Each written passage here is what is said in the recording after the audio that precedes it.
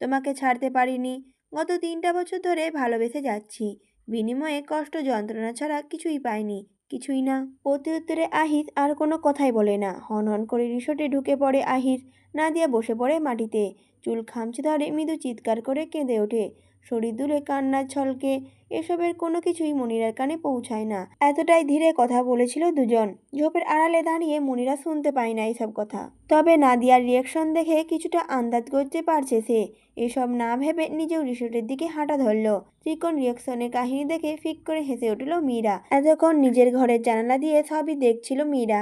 নাদিয়ার কান্না দেখে হাসি চওড়া করল মীরা। ফোন বের করে ফোন লাগালো চেনা পরিচিত এক নাম্বারে। প্রথমবারই রিসিভ হলো। হয়তো ফোন হাতে নিয়েই বসেছিল লোকটি। মীরা মৃদু চেঁচিয়ে বলে উঠল, হেই মেরা দিল, এখনও জেগে আছেন যে? ভ্রু কুচকে নম্বরটা আবার পরখ করল আদিল। বাবার ফোনের জন্য অপেক্ষা করেছিল সে। রং নাম্বার দেখে বাবা ভেবেই রিসিভ করেছিল। এখন মনে হচ্ছে ভুল করেছে। বিরক্তিমাখা কণ্ঠে বলে উঠল আদিল, হোয়াট ইজ মেরা দিল? মীরা বলল, আদিল, দিল, আপনি তো আমার দিল। অবশ্যই আমি মেরা দিল বলবো। অন্যরা তো মীরা দিল বলবে। সিম্পল বিষয়টা বুঝতে এত সময় লাগে? আপনাকে বেশ চালাক ভেবেছিলাম মিস্টার আদিল মাহবুব। কথাগুলো বলেই মীরা হেসে উঠল।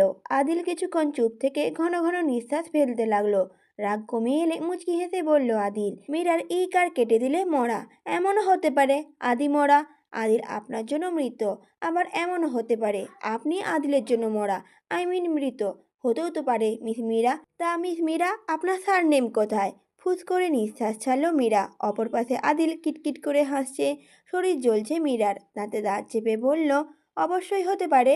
আপনার জন্য আমি মরতেও পারি। এমনও তো হতে পারে মীরা, আদিল, মোরা দিল, আপনার মৃত দিল আমার রঙিন ভালোবাসা দিয়ে তাজা করে তুলব। সারনেম হবে তো মিস মীরা মাহমুদ। সুন্দর না? আদিলের বাবার ফোন আসছে। সময় নেই বলে আদিল চুপ মেরে যায়। তর্কহীন বলে ওঠে, সুন্দর অসুন্দরের উত্তর পরে পাবেন, অপেক্ষা শুধু। সাথে সাথেই কলটা কেটে দেয়। যা বলতে ফোন দিয়েছিল তা না বলতে পেরে রাগ হয় মীরার। বিড়বিড় করে রাগ প্রকাশ করতে করতে ঘরে চলে যায়। মীরার ফোন কেটে আদিল বাবাকে কল ব্যাক করে। রিসিভ করেই অনল মাহমুদ রাগী কণ্ঠে বলে ওঠেন, এত রাতেও ফোন বিজি? এই সময় আমি ফোন দেওয়ার কথা ছিল, তারপরে অন্য কারোর সাথে কথা বলছো কি করে? বাবার কথা শুনেও যেন বিরক্ত লাগছে আদিলের। তবুও শান্ত স্বরে বলল, ক্ষমা করবেন আব্বু, পার্সোনাল ইস্যু। আপনি বলুন কি বলবেন, বের হব আমি। রাগ হজম করে নেন অনল মাহমুদ। উপযুক্ত সময় এখন নয়। শান্ত স্বরে বলে ওঠেন, অবশ্যই, একদম কনফার্ম করে তারপর ফিরবে। সে হোক 1 মাস দেরি, তবে সাবধানে। হো না কিছু বলেই অনল মাহমুদের ফোনটা কেটে দেয় আদিল। আদিল কিছুটা মনক্ষুণ্ণ হয়। তারপর সেসব আমলে না নিয়ে প্যাকিং করে লাগেজ নিয়ে হাঁটা ধরে বাইরে। যেতে সময় লাগবে অনেকটা। বারবার বন্ধ দরজায় টোকা পড়ায় ঘুমটা ভেঙে যায় আফিফের। গভীর রাত। এত রাতে কে এলো? ঘুম ঘুম চোখে দরজা খুলতেই একজন মেয়েকে ফোন হাতে দাঁড়িয়ে থাকতে দেখে কপালে ভাঁজ পড়ে যায় তার। ঘুমের রেশ কেটে যায়। গম্ভীরতা বজায় রেখেই বলে ওঠে, ইয়েস, কাকে চাই? চোখ তুলে আবরা সুদর্শন এক যুবককে দেখে আবার ফোনের দিকে তাকায়। মুচকি হেসে ফোনটা বাড়িয়ে দিয়ে বলে ওঠে, এটা মনে হয় আপনার। ওয়ালপেপারে তো আপনারই ছবি। হাতে নেয় আফিফ। সত্যিই তার ছবি। অফিসিয়াল ইউনিফর্ম পরে বাবার দিকে স্যালুট দিয়ে তাকিয়ে আছে। নুরুল আলম সিদ্দিকীকে যেভাবে দেখা না গেলেও আফিফ এক নিমেষেই বুঝে ফেলেছে। এক পলক বিছানায় বালিশের পাশে থাকা নিজের ফোনটা দেখে বুঝতে বাকি রইল না, এটা জিয়াউলের ফোন। হাসে সে। ছেলেটা পাগল। তবে পরক্ষণে ফোন হারানোর ঘটনা মনে করে ধমকে ওঠে। ফোন ধরে রাখলেই যে প্রকৃতিবাদে আপনাদের ছবি তুলবে, এমন লেম ভাবনা এখনো আপনাদের মাঝে আছে? রেডিকিউলাস। কথাটা শোনা মাত্রই বুঝতে পারে না আপরা। একজন মেয়ে তাকে দিয়ে বলল এই ফোনের মালিককে দিতে, তাই সে দিতে এসেছে। এই লোক কি পাগল? নিজেই তেজি কণ্ঠে বলে উঠল, মেয়েদের নিয়ে বিশ্লেষণ করার আগে নিজেদের নিয়ে বিশ্লেষণ করুন। একজন উপজাতি মেয়ে আমাকে ফোনটা দিয়ে বলল মালিককে ফেরত দিতে। মস্তিষ্ক খাটিয়ে কাজ করবেন। প্রমাণ আমার হাতে বলেই যে খুনটা আমি করেছি, ভাবা আর্মিদের স্বভাব নাকি? আফিফ বলে উঠল, আর্মিদের ভাবনা আপনাদের মস্তিষ্কের সাথে পড়বে না। প্রমাণ হাতে মানে আপনি ওই খুনের সাথে প্রত্যক্ষ হন, পরোক্ষ হন জড়িত। হোক সেটা খুনি, সাক্ষী, ভিকটিম, যাই হোক এবার আসতে পারেন, ধন্যবাদ। কথাটা বলেই আফিফ ঘট করে দরজাটা বন্ধ করে দেয়। রাগে আপরা চোয়াল শক্ত হয়ে আসে। দরজায় একটা লাথি বসিয়ে হাঁটা ধরে সে। বিড়বিড় করে বলে ওঠে, আপনার শাস্তিও পাওনা রইল মিস্টার আফিফ মুনতাসির। মিহি আনন্দের সাথে বলে ওঠে, আব্বু, মেঘ কি খাওয়া যায়? আহিত হাসে। খানিক সময় তাকিয়ে থাকে মিহির মুখের দিকে। প্রকৃতির থেকেও অসীম সৌন্দর্যের খোঁজ পায় আহিস। এত মায়া কেন চেহারায়? কার সৌন্দর্য পেল এই মেয়ে? বাবার দিক থেকে তো কোনো মিল নেই, তবে কি মায়ের? কথাটি ভাবতেই আহিসের দৃষ্টি পড়ে বড় বড় পাপড়ি বিশিষ্ট দু নয়নের অধিকারী মেয়েটির দিকে, যার চোখে খেলা করছে আকাশ ছোঁয়ায় বিস্ময়, মুখে মিশে আছে অদ্ভুত মুগ্ধতা। আহিস হুট করেই আবিষ্কার করলো এই মেয়ে সম্পূর্ণ তার মায়ের মতো হয়েছে। মা মেয়ের সৌন্দর্য মেলাতে আহিস এমনভাবে ডুবে গেছে যে ব্রাহ্মুর সাথে লাগোয়া তিলটাও আহিস আবিষ্কার করেছে। এক চিলতে হাসি ফুটে ঠোঁটের কোণে, তবে সেটা ঠোঁটে ভাসতে পারে না। পূর্বে মিহির ডাকে ঘর থেকে বের হয় সে। কি ভাবছে এসব? মাথা ঝেড়ে জোরে শ্বাস নেয় সে। কৌতূহল ঘিরে ধরেছে তাকে। নিজেকে কিছুটা সহজ করে নিয়ে মিহিকে নিজের পাশে দাঁড় করায়। কোনো রকম বাক্য ব্যয় না করে মিহির দিকে ইশারা করে হাঁ করতে। এই যে তারা পাহাড়ের বুকে দাঁড়িয়ে মেঘের বৃষ্টিতে ভিজছে। আব্বুকে অনুসরণ করে মিহিও হাঁ করে দাঁড়িয়ে থাকে। টের পায় তার ঠোঁটও ভিজে আসছে। হয়তো আরো কিছুক্ষণ হাঁ করে থাকলে পানি জমে গড়িয়ে পড়বে গ্রীবাদেশে। সেই ধৈর্য আর অপেক্ষায় হলো না। তার আগেই লাফিয়ে জড়িয়ে ধরল আহিসকে।